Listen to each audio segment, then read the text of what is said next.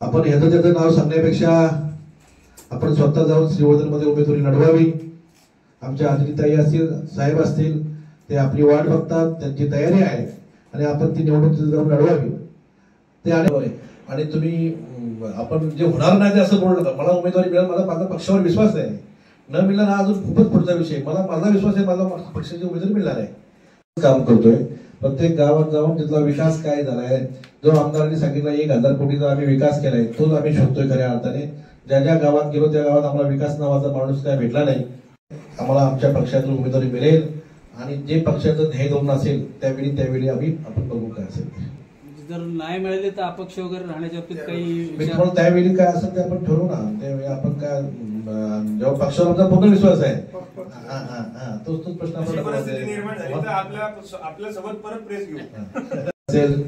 Rashtrawadi Congress party Karjat तालुका आणि खालापूर तालुक्यामध्ये जोमाने काम करते, संघटना चांगल्या पद्धतीने वाढते, संघटना मजबूत होते, संघटना आम्ही मजबूत करतोय।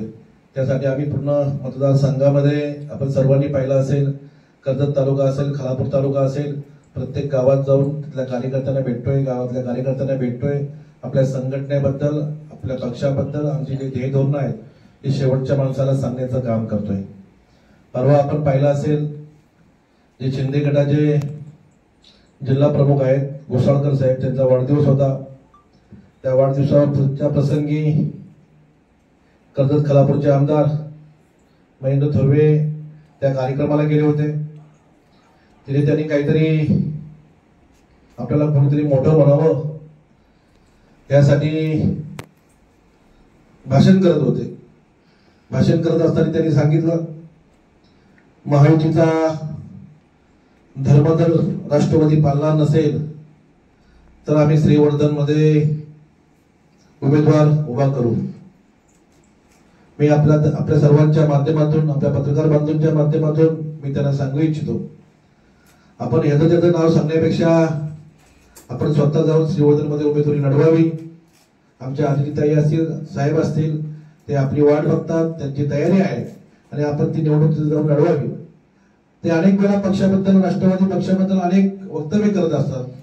मागच्या लोकसभेच्या निवडणुकीमध्ये आपण पाहिलं असेल, लोकसभेच्या निवडणुकीमध्ये पूर्ण मतदारसंघामध्ये भाईंनी सांगितलं एकच जिल्हा परिषद वॉर्ड आहे, जो बीड जिल्हा परिषद वॉर्ड, तो म्हणजे माझा वॉर्ड, त्या वॉर्डमध्ये आदरणीय खासदार साहेबांना तिथे आघाडी मिळू शकली। पूर्ण मतदारसंघामध्ये खासदार साहेब मागे होते, परंतु खासदार साहेबांचा जिथे सत्कार होता त्या सत्काराच्या कार्यक्रमासाठी ते सांगत होते, आज ह्या सत्काराला कोणी आले नसतील, त्या पक्षाच्या लोकांनी कामं केली नाही, खासदार साहेबांना पाडण्यासाठी प्रयत्न करत होते। मी त्यांना सांगेल, आम्ही जर राष्ट्रवादी काँग्रेस पार्टीने त्या टायमाला काम केलं नसतं तर तुम्हाला तोंड दाखवायला पण मतदारसंघामध्ये जागा राहिली नसती, अशी आपली परिस्थिती झाली असती। कारण आम्ही जर काम नसतं केलं तर माझ्या जिल्हा परिषद वॉर्डमध्ये आघाडी राहिली असती का? आमच्या सर्वांच्या पदाधिकारी असतील त्यांचे सर्वांचे बूथ चेक करा। तुम्ही ज्या जिल्हा परिषद वॉर्डमध्ये राहताय त्या जिल्हा परिषद वॉर्डमध्ये आपण 3500 मतांनी मागे आहेत। 3 पक्ष महायुतीमध्ये आहेत। महायुतीमध्ये काम करत असताना राष्ट्रवादी काँग्रेस पार्टी असेल, तिथे शिंदे गट असेल, भारतीय जनता पार्टी असेल, तिन्ही पक्ष कर्जत खालापूर तालुक्यामध्ये सक्षम पक्ष आहेत। तिन्ही पक्षाचे उमेदवार तिथे तयार आहेत।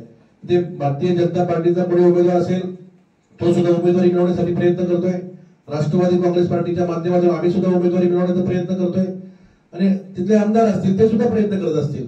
परंतु त्यांची वारंवार सारखी चर्चा असते, सांगत असतात का तुम्हाला जर महायुतीचं काम करायचं नसेल तर तुम्ही महायुतीतून बाहेर व्हा।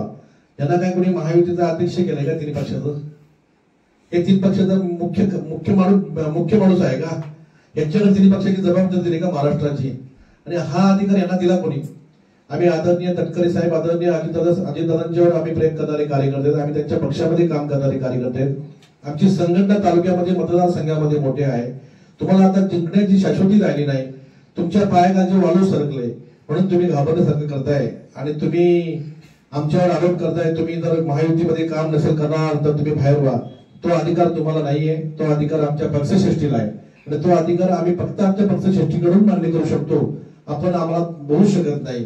तुमच्या शिंदे गटाला तुम्ही काय मोठं करायचंय, छोटं करायचं तुम्हाला लग्नात होऊ द्या, पण भारतीय जनता पार्टी असेल, राष्ट्रवादी असेल, यांना आम्हाला अधिकार आहे आणि आमच्या पक्षावर आमचा भरोसा आहे का आम्हाला आमच्या पक्षाची उमेदवारी मिळेल आणि ती उमेदवारी मिळाल्यानंतर आम्ही सर्वांना एकत्रित घेऊन आम्ही ती उमेदवारी लढवू आणि जिंकू सुद्धा, अशा पद्धतीने आम्हाला गॅरंटी आहे. कारण हे जेव्हा तटकरे साहेबांच्या वारंवार चर्चा करत असतात, अनेक वेळा ते आदितीताईवर चर्चा केली, आदरणीय तटकरे साहेबांना बोलले तुमचं आम्ही गडेलोट करू. ताईंच्या बाबतीत म्हटलं तर त्यांनी महिलांचा अनादर कशा पद्धतीने केला असेल, ताईंच्या बाबतीत त्यांनी 2 वेळा अपशब्द वापरले होते. एक तालुक्याचा मतदारसंघाचा एक आमदार अशा पद्धतीचं वक्तव्य करू शकतो का? महिलांचा असा अनादर करू शकतो का? अनेक आमदार खासदार या मतदारसंघामध्ये होऊन गेलेत, परंतु महिलांचा अनादर करताना आपण कधी पाहिलेलं नाही. आपण या आमदारांचं वागणूक बघितले असेल, तिथे तुम्ही तिथल्या असं त्यांच्याच पक्षाच्या मंत्र्यांबरोबर कशी त्यांनी हातापायी करण्याचं त्यांनी काम केलं असेल. आदरणीय पालकमंत्री आदिताई यांच्या बाबतीत कसं चुकीचं बोलण्याचं काम केलं असेल.